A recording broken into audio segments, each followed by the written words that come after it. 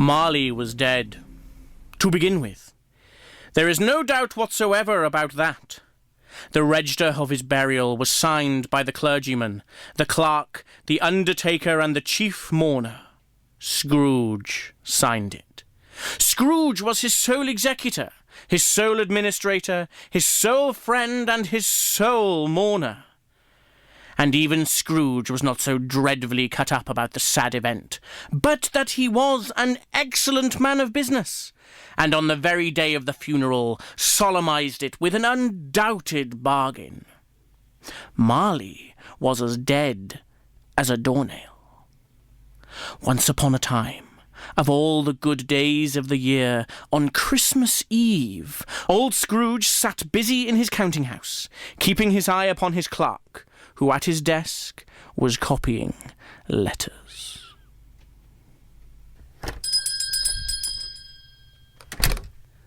Merry Christmas, Uncle! Bah! Humbug! Christmas a humbug, Uncle? You don't mean that, I'm sure. I do. Merry Christmas. What right have you to be merry? What reason have you to be merry? You're poor enough. Come then. What right have you to be dismal? What reason have you to be morose? You're rich enough. Bah! Humbug! Oh, don't be cross, Uncle. What else can I be when I live in such a world of fools as this? Merry Christmas? Out upon Merry Christmas! What's Christmas time to you but a time for paying bills without money? A time for finding yourself a year older, but not an hour richer? If I could work my will, every idiot who goes about with Merry Christmas upon his lips should be boiled with his own pudding, and buried with a stake of holly through his heart. Oh, Uncle! Nephew! Keep Christmas in your own way and let me keep it in mine. Keep it? But you don't keep it. Let me leave it alone, then. Much good it may do you. Much good it has ever done you. There are many things from which I might have derived good, by which I have not profited. I dare say Christmas among the rest. But I am sure I have always thought of Christmas as a good time, a kind, forgiving, charitable, pleasant time. And therefore, Uncle, though it has never put a scrap of gold or silver in my pocket, I believe that it has done me good, and will do me good. And I say, God bless it! Hear, hear. Let me hear another word from you, Bob Cratchit, and you'll keep your Christmas by losing your situation. You're quite a powerful speaker, sir. I wonder you shouldn't go into Parliament. Don't be angry, Uncle. Come, dine with us tomorrow. I would see myself stripped of every penny and sent to a workhouse, or committed to the asylum at Bedlam before celebrating on the morrow. But why? Why? Why did you get married against my will? Because I fell in love. Because you fell in love? Good afternoon. Nay, Uncle. But you never came to see me before that happened. Why give it a reason for not coming now? Good afternoon. I want nothing from you. I ask nothing of you. Why cannot we be friends? Good afternoon. I am sorry with all my heart to find you so resolute. We have never had any quarrel to which I have been party. But I have made the trial in homage to Christmas, and I'll keep my Christmas humour to the last. So, a Merry Christmas, Uncle! Good afternoon! And a Happy New Year! Good afternoon! Merry Christmas, Bob! Oh, Merry Christmas, sir. There's another fellow, my clerk, with 15 shillings a week and a wife and family talking about a Merry Christmas. I shall retire to Bedlam. Do-gooders.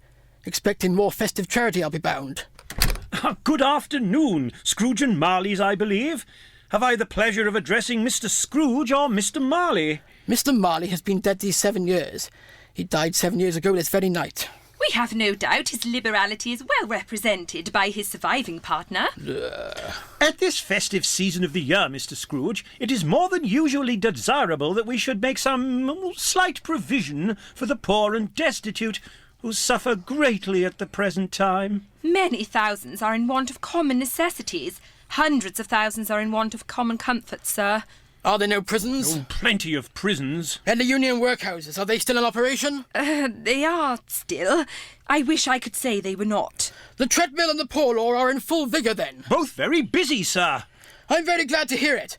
I was afraid from what you said at first that something had occurred to stop them in their useful cause. Oh, they scarcely furnish Christian cheer of mind or body to the multitude. A few of us are endeavouring to raise a fund to buy the poor some meat and drink and means of warmth. We chose this time because it is a time of all others, when want is keenly felt and abundance rejoices. What shall I put you down for? Nothing. Ah, you wish to remain anonymous. I wish to be left alone. Since you asked me what I wish, that is my answer. I don't make myself merry at Christmas, and I can't afford to make idle people merry either. I help support the prisons and the workhouses, and they cost enough. And those who are badly off must go there. Many can't go there. Many would rather die. If they would rather die, then they had better do it, and decrease the surplus population. It's enough for a man to understand his own business, and not to interfere with other people's. Mine occupies me constantly. Good afternoon to you both. Oh, well, farewell, Mr. Scrooge, and... Good afternoon! You want all day tomorrow, I suppose, Cratchit? If it's quite convenient, sir. It's not convenient, and it's not fair. If I were to stop you half a crown for it, you'd think yourself ill-used, I'll be bound. And yet you don't think me ill-used when I pay a day's wages for no work. It's only once a year, sir. A poor excuse for picking a man's pocket every 25th of December. But I suppose you must have the whole day. But be here all the earlier the next morning. I will, sir.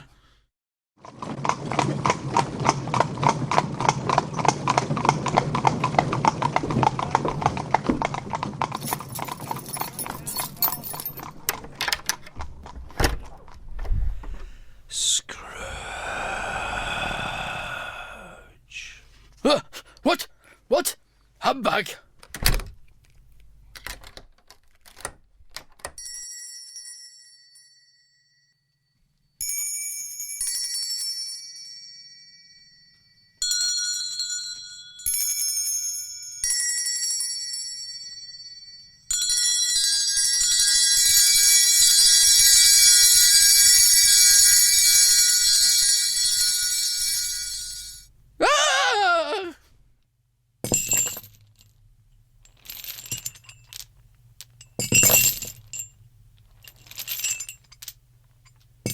It's humbug still! I won't believe it! Ebenezer Scrooge. How now? What do you want with me? Much. Who are you? Ask me who I was. Who were you then? You're very particular for a spirit? In life I was your partner, Jacob Marley. You don't believe in me. I don't. What evidence would you have of my reality beyond that of your own senses? Because a little thing affects them. A slight disorder of the stomach makes them cheats. You might be an undigested bit of beef, a blot of mustard, a crumb of cheese, a fragment of underdone potato. There's more gravy of the grave about you, whatever you are.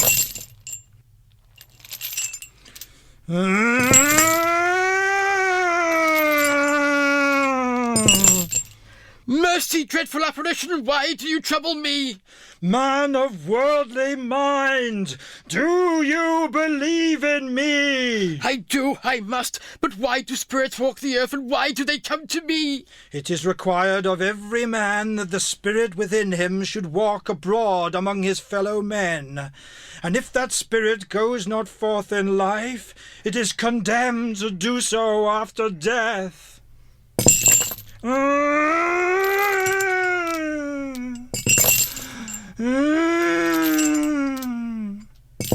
You are fettered. Tell me why. I wear the chain I forged in life. I made it link by link and yard by yard. I girded it of my own free will, and of my own free will I wore it. Is its pattern strange to you? Or would you know the weight and length of the strong coil you bear yourself? It was full and heavy and long as this, 7 Christmas Eves ago. You have laboured on it since. It is a ponderous chain. Jacob, oh Jacob Marley, tell me more. Speak comfort to me, Jacob. I have none to give. It comes from other regions, Ebenezer Scrooge, and is conveyed by other ministers to other kinds of men. Nor can I tell you what I would. as very little more is permitted to me. I cannot rest, I cannot stay, I cannot linger anywhere. My spirit never walked beyond our counting-house, mark me. In life my spirit never roved beyond the narrow limits of our money-changing hole, and weary journeys lie before me. You might have gotten over a great quantity of ground in 7 years. Oh, captive bound and double-ironed, not to know that incessant labour by immortal creatures, not to know that no space of regret can make amends for one's life's opportunities misused. Yet such was I, oh, such was I. But you were always a good man of business, Jacob. Business? Mankind was my business. The common welfare was my business. Charity, mercy, forbearance, and benevolence were all my business. The dealings of my trade were but a drop of water in the comprehensive ocean of my business. At this time of the rolling year I suffer most.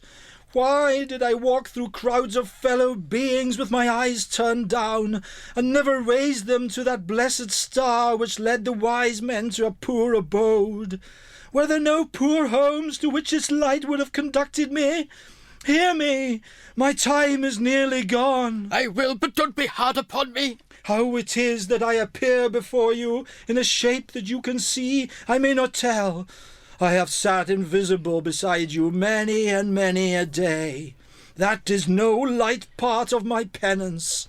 I am here tonight to warn you that you have yet a chance and hope of escaping my fate. A chance and hope of my procuring Ebenezer. You were always a good friend to me. Thank ye. You will be haunted by 3 spirits. I think I'd rather not. Without their visits you cannot hope to shun the path I tread. Expect the first tomorrow, when the bell tolls 1. Couldn't I take them all at once and have it over, Jacob? Expect the second on the next night, at the same hour. The third upon the next night, when the last stroke of 12 has ceased to vibrate. Look to see me no more, and look that for your own sake you remember what has passed between us. Farewell, Ebenezer Scrooge. Ah, humbug. 1:15, 1/2, 1/4 to it, the hour itself, and nothing else. Are you the spirit, sir, whose coming was foretold to me? I am. Who and what are you? I am the ghost of Christmas past. Long past? No, your past. You glow so bright it hurts my eyes. Would you consider dimming your light? What? Would you so soon put out with worldly hands the light I give? Is it not enough that you are one of those whose passions dull my glow and force me through trains of years to fight to stay alight? Why are you here? Your welfare, your reclamation. Take heed. Rise and walk with me. Good heaven! I was bred in this place. I was a boy here. These are but shadows of things that have been. They have no consciousness of us. Why, there's Henry and Elijah and Mortimer. I could name all of these imps as if they were my brothers. The school is not quite deserted. A solitary child, neglected by his friends, is left there still. I know. My dear, dear brother, I have come to bring you home. Dear brother. Home, little fan? Yes, home, for good and all. Home for ever and ever. Father is so much kinder than he used to be. That home's like heaven. He spoke so gently to me one dear night when I was going to bed, that I was not afraid to ask him once more if you might come home, and he said yes, you should, and sent me a coach to bring you. And you're to be a man, and to never come back here, but first we're to be together all the Christmas long, and have the merriest time in all the world. You are quite a woman, little fan. Always a delicate creature, whom a breath might have withered. But she had a big heart. So she had. You're right. I will not gainsay it, Spirit. God forbid. She died a woman, and had, as I think, children. One child. True. Your nephew. Yes. You know this place? Know it? Why, I apprenticed here. Why, it's old Fezziwig, bless his heart. It's Fezziwig alive again. Yo-ho there, Ebenezer. No more work tonight. Christmas Eve. Christmas Eve, Ebenezer. Clear away and let's have lots of room here. Cheer up, Ebenezer. Clear away! A small matter to make these silly folks so full of gratitude. Small? Why, is it not? Has he spent but a few pounds of your mortal money? 3 or 4, perhaps? Is that so much that he deserves such reverence? It isn't that, Spirit. He had the power to render us happy or unhappy, to make our service light or burdensome, a pleasure or a toil. Say that his power lies in words and looks, in things so slight and insignificant that it is impossible to add and count them up. What then? The happiness he gives is quite as great as if it cost him a fortune. What's the matter? I would like to be able to say a word or two to my clerk just now. That's all. My time grows short. Quick! It matters little, to you very little. Another idol has displaced me, and if it can cheer and comfort you in time to come, as I would have tried to do, I have no just cause to grieve. What idol has displaced you? A golden one. This is the even-handed dealing of the world. There is nothing on which it is so hard as poverty, and there is nothing it professes to condemn with such severity as the pursuit of wealth. You fear the world too much. All your other hopes have merged into the hope of being beyond the chance of its sordid approach. I have seen your noble aspirations fall off one by one, until the master passion, gain, engrossed you. Have I not? What then? Even if I have grown so much wiser, what then? I am not changed towards you, am I? Our contract is an old one. It was made when we were both poor and content to be so, until, in good season, we could improve our worldly fortune by our patient industry. You are changed. When it was made, you were another man. I was a boy. Your own feeling tells you that you were not what you are. I am. That which promised happiness when we were in one heart is fraught with misery now that we are two. How often and how keenly I have thought of this, I will not say. It is enough to say that I have thought of it, and can release you. Have I ever sought release? In words? No, never. In what then? In changed nature, in altered spirit, in another atmosphere of life, another hope as its great end, in everything that made my love of any worth or value in your sight. If this had never been between us, tell me, would you seek me out and try to win me now? No. And I release you with a full heart, for the love of him you once were.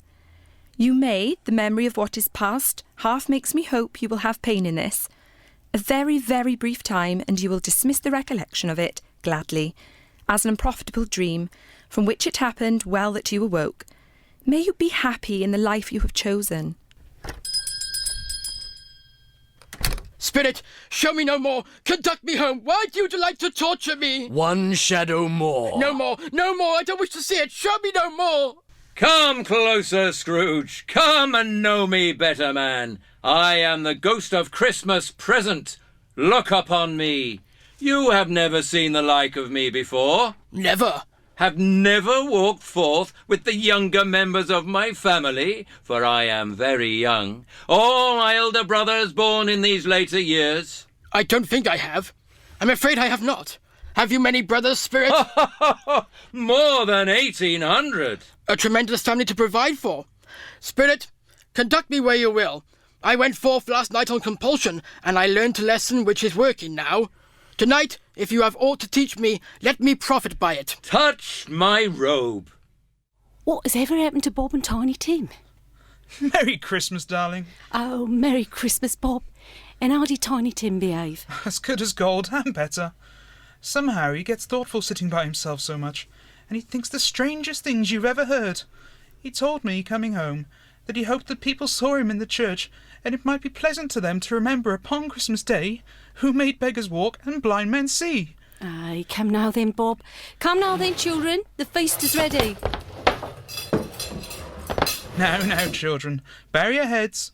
For what we are about to receive, may the Lord make us truly thankful. Merry Christmas to us all, my dears. God bless us. God bless us, everyone. Spirit, tell me if Tiny Tim will live. I see an empty seat in the poor chimney corner, and a crutch without an owner, carefully preserved. If these shadows remain unaltered by the future, the child will die. No, no! Oh no, kind spirits, say he will be spared! If these shadows remain unaltered, none other of my race will find him here. What then? If he be like to die, he had better do it and decrease the surplus population. Man, will you decide what men shall live, what men shall die? It may be that in the sight of heaven you are more worthless and less fit to live than millions like this poor man's child. Now, everybody, raise a glass to the founder of the feast, Mr. Scrooge. Ha! The founder of the feast, indeed. I wish I had him here. I'd give him a piece of my mind to feast upon, and I don't have a good appetite for it. My dear, the children, Christmas Day. It should be Christmas Day, I am sure, on which one drinks to the health of such an odious, stingy, odd, unfeeling man as Mr. Scrooge. You know he is, Robert, and nobody knows it better than you do, poor fellow. My dear, Christmas Day. I drink to his health for your sake in the days, not for his. Long life to him. A Merry Christmas and a Happy New Year. And he'll be very merry and very happy, I have no doubt. And how about a song from our very own Tiny Tim? Hark the herald angels sing, glory to the newborn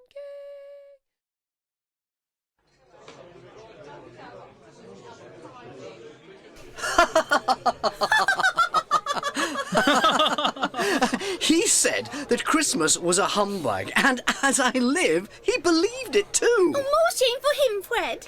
He's a comical old fellow, that's the truth, and not so pleasant he might be. However, his offences carry their own punishment, and I have nothing to say against him. I'm sure he's very rich, Fred. At least you always tell me so. What of that, my dear? His wealth is of no use to him. He don't do any good with it. He doesn't make himself comfortable with it. He hasn't the satisfaction of thinking that he is ever going to benefit us with it. I have no patience with him. Oh, I have. I feel sorry for him. I couldn't be angry with him if I tried. Who suffers ill by his whims? Himself, always. Here, he takes it into his head to dislike us, and he won't come and dine with us. So what's the consequence? He don't lose much of a dinner. Indeed, I think he loses a very good dinner. Aye, delicious. Well, I'm very glad to hear it. I was only going to say that the consequence of his taking a dislike to us and not making merry with us is, as I think, that he loses some pleasant moments which could do him no harm. I mean, to give him the same chance every year and saying, "Uncle Scrooge, how are you?" If it only puts him in the vein to leave his poor clerk £50, that's something.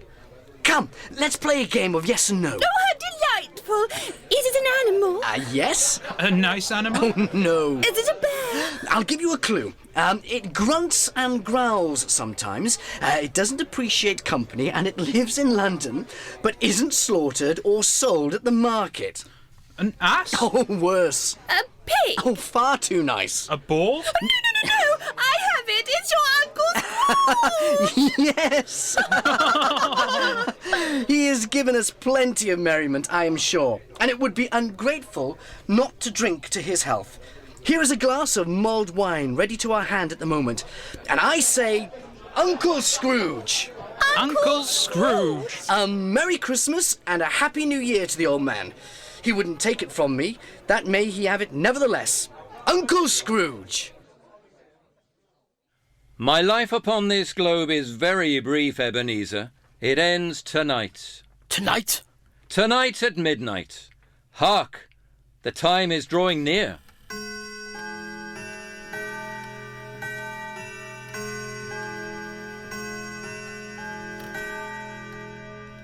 Forgive me if I am not justified in what I ask, but I see something strange and not belonging to yourself protruding from your skirts. Is it a foot or a claw? It might be a claw, for the flesh there is upon it. Look here. Oh, man, look here. Look down here. Spirit, are they yours? They are man's, and they cling to me, appealing from their fathers. This boy is ignorance, this girl is want. Beware them both, but most of all beware this boy, for on his brow I see doom, unless the writing be erased. Deny it, slander those who tell it ye, and abide the end. Have they no refuge to resource? Are there no prisons? Are there no workhouses?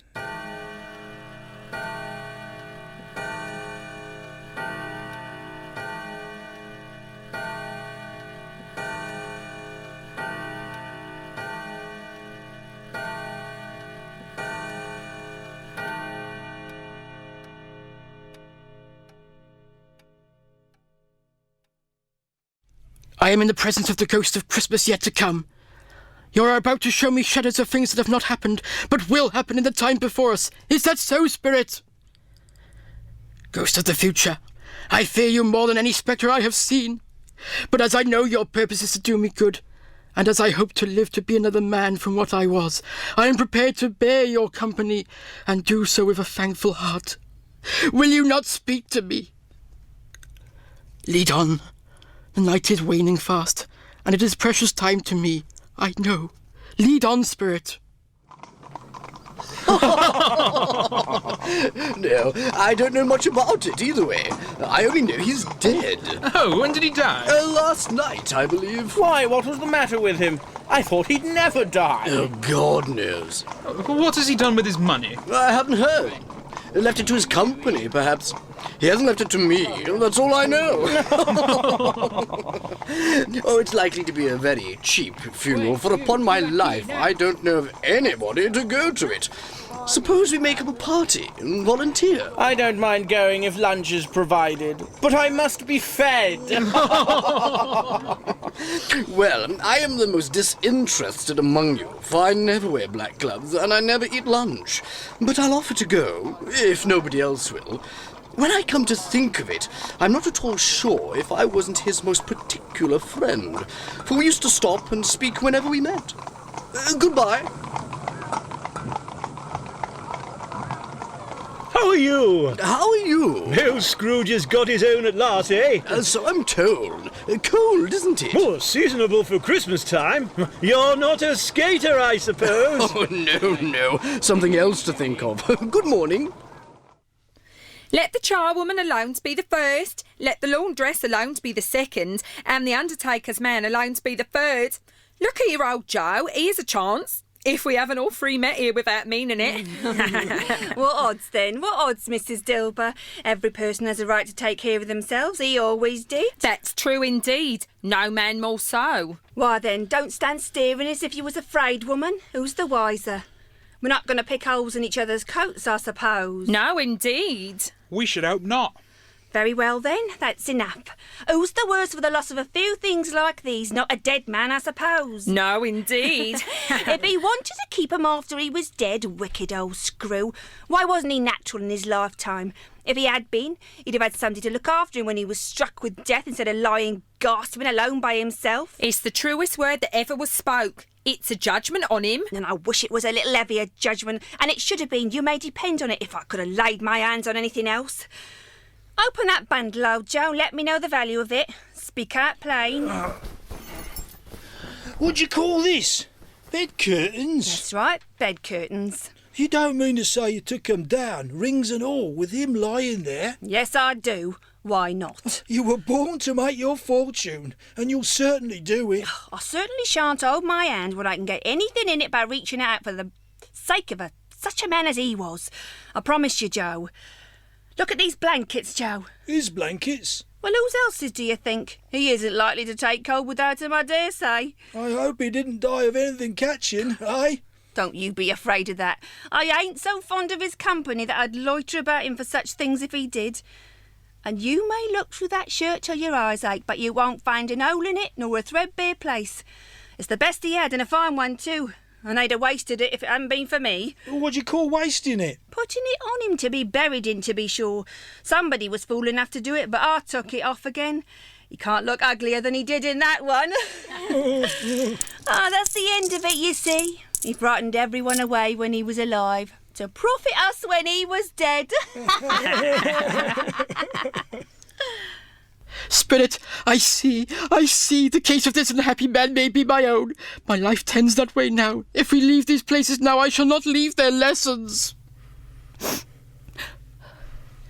The colour hurts my eyes. They're better now again.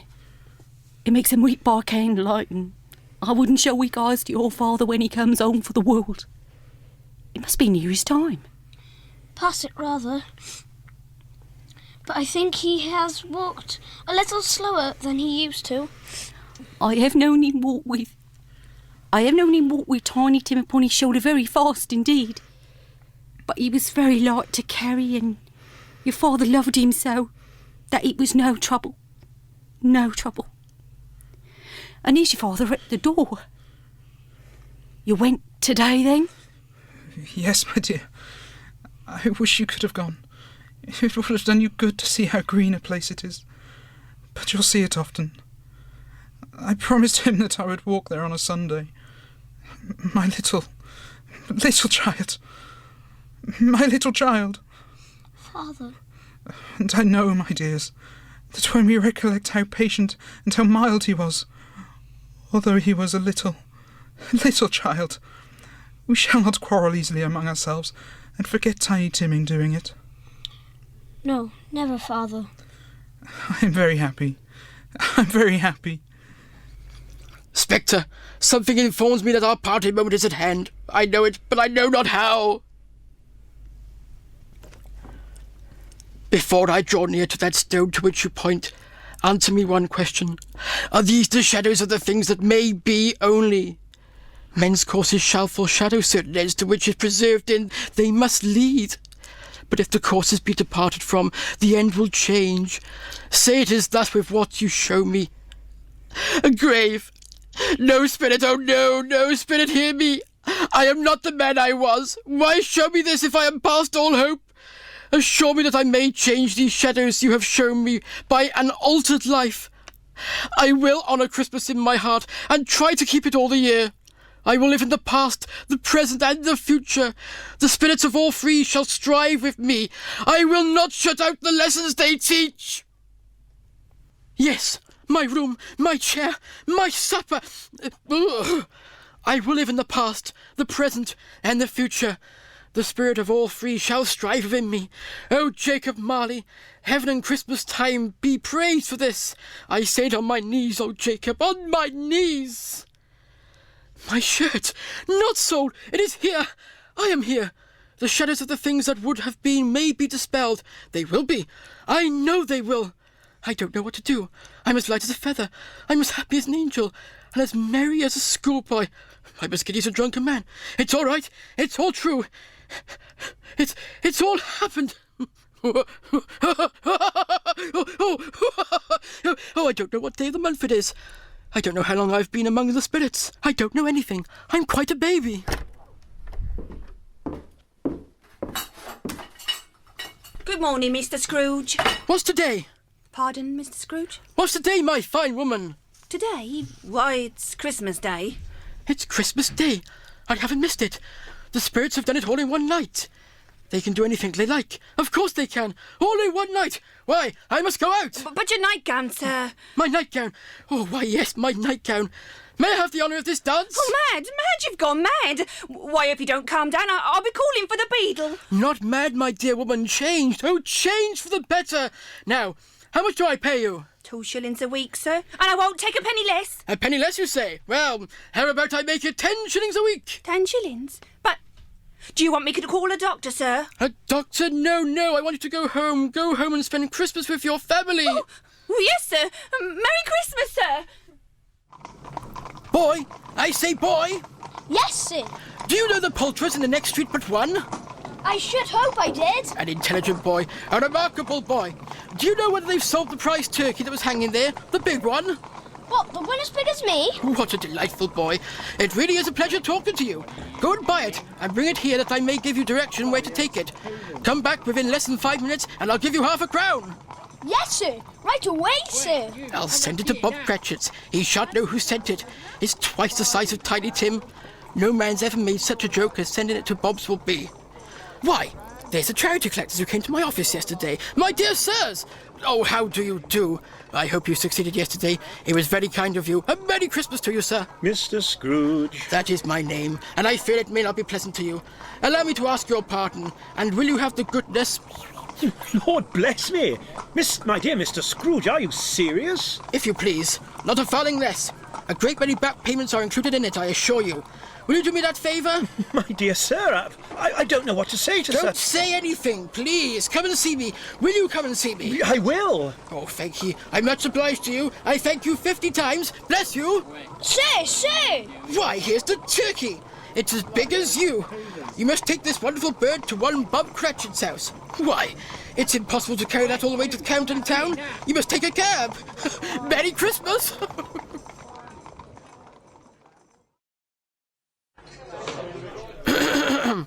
Fred? Why, bless my soul, who's that? It's I, your Uncle Scrooge. I have come to dinner. Will you let me in, Fred? Let you in? Let you in? You are most welcome. Merry Christmas!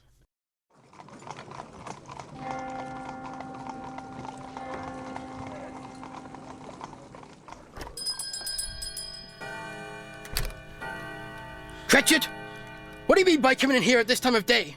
I'm very sorry, sir. I'm behind on my time. You are? Yes, I think you are. Step this way, sir, if you please. It's only once a year, sir. It should not be repeated. I was making rather merry yesterday, sir. Now, I'll tell you what, my friend. I'm not going to stand for this sort of thing any longer. And therefore, I'm about to raise your salary. Mr. Scrooge. A Merry Christmas, Bob. A merrier Christmas, Bob, my good fellow, than I have ever given you for many a year. I'll raise your salary and endeavour to assist your struggling family, and we'll discuss your affairs this very afternoon over a Christmas bowl of smoky bishop, Bob. Make up the fires and buy another coal shuttle before you dot another I, Bob. Scrooge was better than his word. He did it all, and infinitely more. And to Tiny Tim, who did not die, he was a second father. He became as good a friend, as good a master, as good a man as the good old city knew, or any other good old city, town, or borough in the good old world. Some people laughed to see the change in him, but he let them laugh, as his own heart laughed.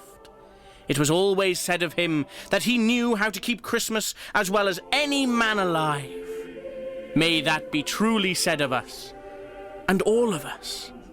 And so, as Tiny Tim observed, God bless us, everyone.